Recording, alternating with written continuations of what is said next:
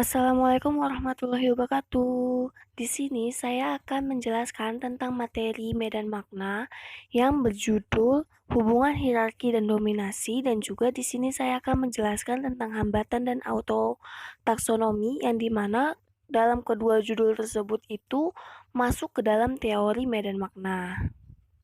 Sebelum kita masuk ke materi, alangkah baiknya saya akan memperkenalkan diri saya sendiri.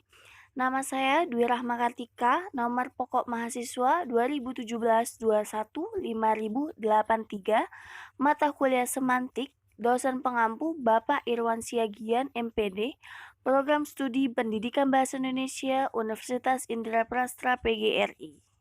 Nah, pertama-tama di sini saya akan menjelaskan tentang hubungan hierarki dan dominasi. Menurut Lyons, 1995-207, salah satu cara untuk memformulasikan atau melihat hubungan makna di antara leksem adalah dengan cara analisis komponen Lyons. Mencontohkan relasi makna antara man dan woman adalah karena adanya komponen makna human pada keduanya. Perbedaannya adalah man mengacu kepada laki-laki, sedangkan woman mengacu kepada perempuan. Gerards 2010 menjelaskan bahwa analisis komponen didasarkan pada asumsi bahwa makna dapat dijelaskan atas dasar seperangkat konseptual semantik. Analisis komponen dikembangkan pada paruh kedua 1950-an dan awal 1960-an di Eropa serta ahli bahasa Amerika. Tokoh-tokohnya antara lain Kroeber 1952, Cochrane 1955, Goodenough 1966, Bernard Potier 1964 dan 1965, Eugenio Cosseriu 1962, 1964, dan 1967, dan Algirdas Gramais 1966. Salah satu tipe struktur paradigmatis yang terpenting dalam leksikon adalah hierarki dalam percabangan hierarki. Menurut Kruse 2004.276, hierarki dapat dibagi menjadi dua jenis, yaitu hubungan dominasi dan hubungan perbedaan. Kruse menggambarkan dua hubungan tersebut pada bagian berikut ini. Mari kita lihat bersama-sama pada gambar di atas. Relasi dominasi adalah hubungan A dengan B dan A dengan C, antar B dengan E dan B dengan D, serta C dengan F dan C dengan G. Dalam gambar di atas, hubungan dominasi dilambangkan dengan garis miring ke bawah, diagram pohon, relasi perbedaan yang terjadi pada B dengan C, D, dan E, serta F dan G dengan garis horizontal. Dalam hubungan dominasi, dimulai dengan unsur yang merupakan induk dari semua cabang, baik cabang dalam hubungan vertikal maupun horizontal. Unsur yang merupakan percabangan disebut induk unik. Dan untuk satu medan makna, dalam hierarki hanyalah satu, yaitu yang tertinggi pada pemula, hanya ada satu yang langsung mendominasi lainnya. Berikut adalah tata tingkat leksikal. Di sini terdapat dua macam tata tingkat leksikal. Yang pertama itu ada taksonomi, yang kedua itu ada meronimi atau klasifikasi hierarkis. Tata tingkat taksonomi. Hierarki taksonomi pada dasarnya adalah sistem klasifikasi yang merefleksikan bagaimana kita membuat sistem klasifikasi yang baik, yang menawarkan pasangan kategorisasi yang berurutan dan efisien pada level spesifikasi yang berbeda-beda. Salah satu contoh tata tingkat taksonomi ada pada gambar berikut. Ciri khas hierarki taksonomi ialah peringkat yang memiliki perkembangan keperingkatan yang baik. Seperti pada gambar di atas, itu tertera perlengkapan meja makan tableware yang berada pada peringkat 1, yaitu memotong, cutlery, dan lain-lain. Dan pada peringkat kedua, yaitu sendok, garpu, taplak, meja. Dan pada peringkat ketiga dan peringkat seterusnya. Hanya 4 peringkat yang diperlihatkan di gambar tersebut, tetapi itu hanya suatu fragmen dari tata tingkat piranti rumah tangga yang lebih luas, seperti furnitur contohnya. Peringkat-peringkat itu dapat juga ditetapkan dengan dua cara. Yang pertama, peringkat berdasarkan hierarki prototipe dapat berupa dan yang sama dengan kenyataan, sekalipun dalam kehidupan nyata kadang tidak sama. Untuk menetapkan tata tingkat suatu barang dapat dilakukan dua metode, yaitu metode yang pertama, menetapkan tata tingkat yang unik yang mendominasi semua barang lainnya. Dalam tata tingkat ini, semua yang unik itu disebut pemula. Unsur pemula itu meliputi butir-butir yang saling bertalian. Dengan metode ini, orang mudah menetapkan sendok makan berada pada tingkat 4. Peringkat-peringkat yang ditetapkan dengan cara menghitung simpul-simpulan itu disebut peringkat teknik technical level. Krus 1986.218. Metode kedua, mencari ciri-ciri pembeda pada tiap butir pada tiap tingkat. Pendekatan ini akan menghasilkan peringkat yang merupakan peringkat substantif, peringkat ketiga, yang memperlihatkan kepasangan yang paling kaya. Butir-butir yang memiliki ciri khas yang tidak meragukan. Para ahli psikolinguistik memberi sebutan peringkat dasar dan ahli antropologi menyebutkan peringkat generik. Ada beberapa ciri utama untuk kategori peringkat dasar. Di antaranya adalah kategori peringkat dasar maksimumkan dua sifat, yaitu yang pertama keserupaan antar anggota, dan yang kedua ciri distintif para anggota dengan sesama anggota kategori. Pada kategori-kategori yang lebih tinggi, keserupaan internalnya makin berkurang. Pada kategori yang lebih rendah, perbedaan ciri distintif makin berkurang. Jadi, kategori peringkat dasar merupakan yang paling efisien dalam seluruh tata tingkat. Selanjutnya, kategori peringkat dasar mewakili level pusat tertinggi untuk mana gambaran visual yang lebih jelas dapat dibentuk. Menvisualkan sebuah sendok atau spoon mudah, tetapi lebih sulit menvisualkan salah satu anggota pemotong tanpa memilih-milih contoh yang representatif. Sama halnya menvisualkan anjing lebih mudah daripada menvisualkan binatang. Yang ketiga, perilaku penggunaannya bisa dideskripsikan dengan baik. Bandingkan menvisualkan furnitur dengan kursi atau hewan dan anjing. Yang keempat, istilah peringkat dasar digunakan untuk mengacu kepada acuan netral sehari-hari, yaitu istilah-istilah untuk penggunaan yang normal. Dalam bahasa Inggris, ungkapannya adalah yang pertama, would you like a apple? Lebih normal daripada would you like a golden delicious.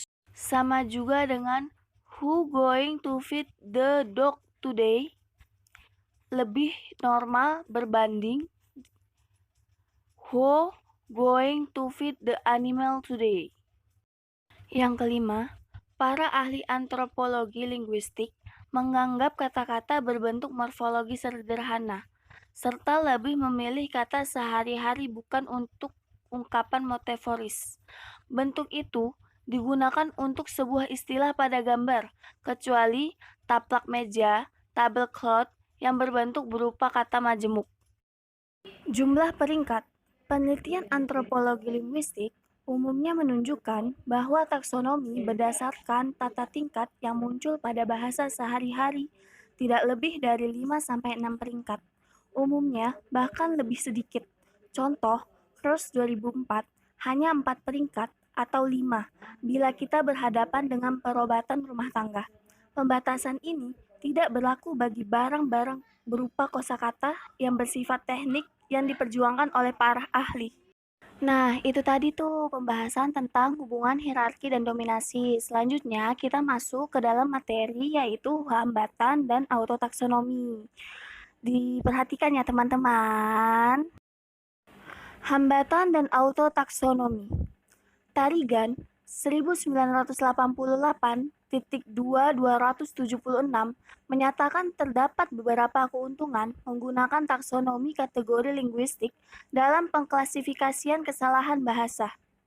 Tarigan 1988.225 menyatakan bahwa ada beberapa taksonomi kesalahan berbahasa yang telah didasarkan pada butir linguistik yang dipengaruhi oleh kesalahan. Taksonomi kategori.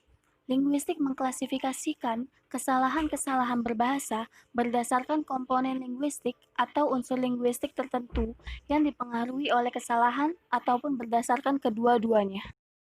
Unsur-unsur yang termaksud dalam taksonomi kategori linguistik itu adalah fonologi, mencangkup ucapan bagi bahasa lisan dan ejaan bagi bahasa tulis.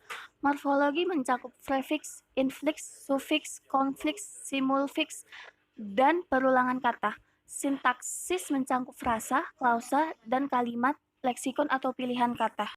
Istilah hiponim adalah makna di bawah dari nama lain.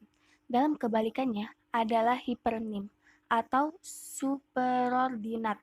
Jaja Sudarma 1993. Menurut Cair 2009.100 mengatakan bahwa relasi antara kata ikan dengan kata tongkol atau jenis ikan lainnya disebut dengan hipernimi. Sementara itu, Pateda 2010 dalam memberikan contoh mengenai hiponim mengatakan bahwa kata aster, bougainville, rose, tulip yang disebut bunga dapat diganti dengan kata umum, yakni kata bunga.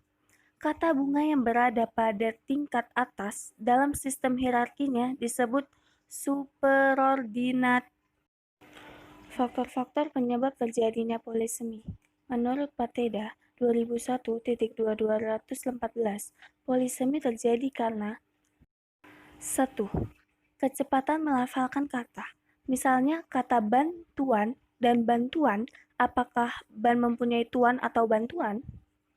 Kedua, faktor gramatikal. Misalnya, kata pemukul dapat bermakna alat yang digunakan untuk memukul atau orang yang dipukul. Ketiga, faktor leksikal.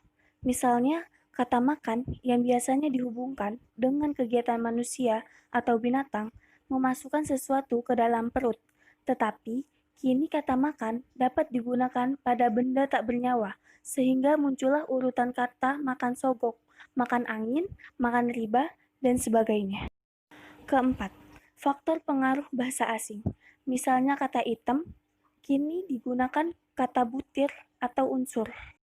Kelima, faktor pemakaian bahasa yang ingin menghemat penggunaan kata. Maksudnya, dengan satu kata, pemakai bahasa dapat mengungkapkan berbagai ide atau perasaan yang terkandung dalam hatinya. Misalnya, dalam bahasa Indonesia, ada kata mesin yang biasa dihubungkan dengan mesin jahit. Manusia membutuhkan kata yang mengacu kepada mesin yang menjalankan pesawat terbang, mobil, motor, maka muncullah urutan kata mesin pesawat terbang dengan mesin mobil dan mesin motor. Yang terakhir, yang keenam, faktor pada bahasa itu sendiri yang terbuka untuk menerima perubahan, baik perubahan bentuk maupun perubahan makna.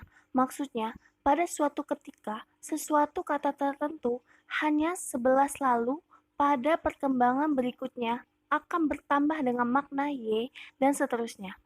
Makna dasar berkembang dan bertambah. Hal ini terjadi karena perkembangan pemikiran manusia sebagai pemakai bahasa. Misalnya, dahulu dikenal tudung saji, penutup makan.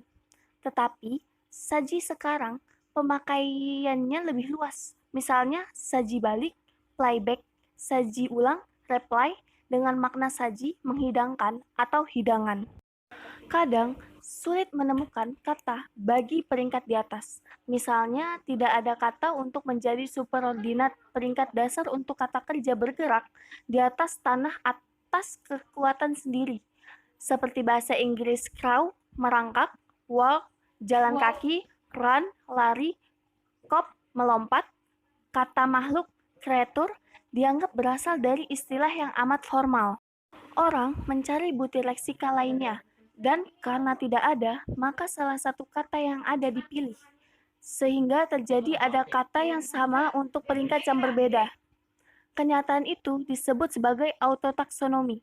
Dalam bahasa Indonesia, terdapat kita memampar dan memukul.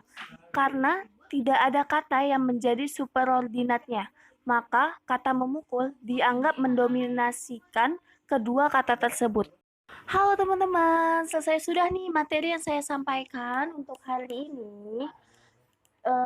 Semua materi yang saya sampaikan hari ini tentang hubungan hierarki dan dominasi, hambatan dan autotaksonomi, itu saya ambil dari daftar pustaka yang di atas ya. Kalau sekiranya kurang jelas, kalian bisa buka tuh linknya. Saya udah kasih ya. Terima kasih teman-teman. Selesai sudah penjelasan materi yang saya sampaikan.